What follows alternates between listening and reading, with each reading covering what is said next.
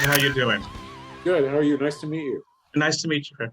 I was just wondering because you obviously did a lot of work in voiceovers and obviously with the acting. Do you approach the voice work differently than you do the acting work?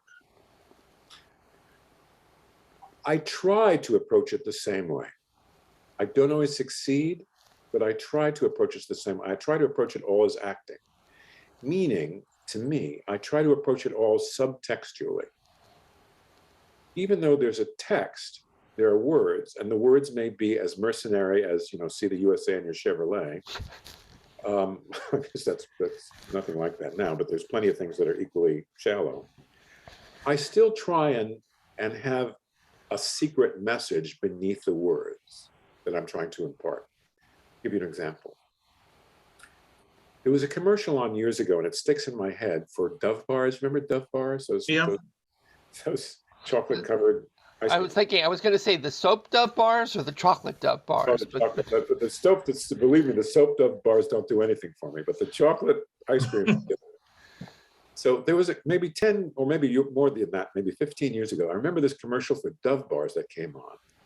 And it was a very simple commercial technically. All it was a shot of a piece of vanilla ice cream with a stick through it, with this very rich looking chocolate being poured over it, melted chocolate. And Kathleen Turner was the voice on the voiceover, the very husky, sexy voiced Kathleen Turner. And I can't remember what the nature of the copy was that she was saying. It was something very simple. But the subtext was, the feeling that you got was, whatever is going on in your life, however difficult or troubled or good your life is, whatever else is going on, for the 5 minutes that it takes, or 2 minutes in my case, that it takes you to eat this Dove bar, nothing else will bother you. Nothing else will matter. It's like the old Calgon, Take Me Away. So a few of you are probably old enough to remember Calgon, Take Me Away, but I am old enough. The promise is that whatever else is going on in your life, enjoying this particular thing will transport you to another world. And that's not said anywhere in the words, but it's in the reading. So I'm always trying to impart something like that in the reading. And the message could be anything. It could be anything. It could have nothing to do with the product, but I still approach it the same way. And that's also the way that I approach acting. I try and approach it subtextually, but honestly, like putting myself in that situation. We had an interesting conversation about this with Linda. The way I think of acting is this. People say, well, is the character somebody else or is it you? How do you approach a character? The way I think of it is that the character is always me, but it's me wearing a coat. And the coat can be extremely different from me. In other words, an entirely different way of relating to women, relating to money, relating to the physical world. The character could be very physically different from me. He could be a person who is disabled, be a person who's weak, a person who's sick, a person who's much stronger than me, a person who is suspicious by nature, a person who starts out hating people, a person who doesn't want to deal with people like Woody Allen. It could be extremely different from me, but it's still me underneath because it's my responsibility as an actor to be real within the circumstance that I'm facing and to be with it in the moment as much as I can.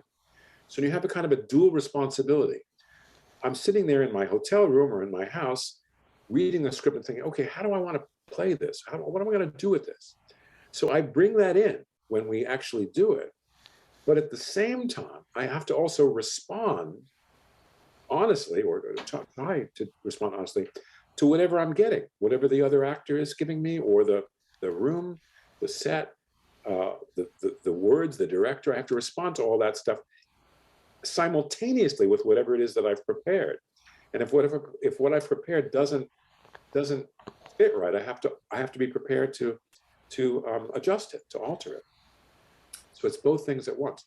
That's why it's always interesting. It's because it's about people, and people are unbelievable in their ability to tell themselves anything. I find this so interesting about people. As I was saying, like, I think even the worst people, I think Donald Trump didn't get up and say, how am I going to mess up the world today?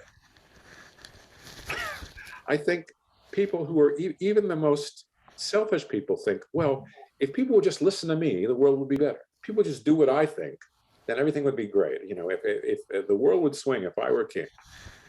So I'm fascinated with how people deal with life. I've never killed anybody, and God willing, I never will. But I've known what it's like to be enraged. I've known what it's like to want to kill somebody, or at least want to smack them one. I know what it's like to be accused of something that I didn't do. I know what it's like to be guilty about things that I didn't do a very good job with something, and I feel bad about it. So all these things,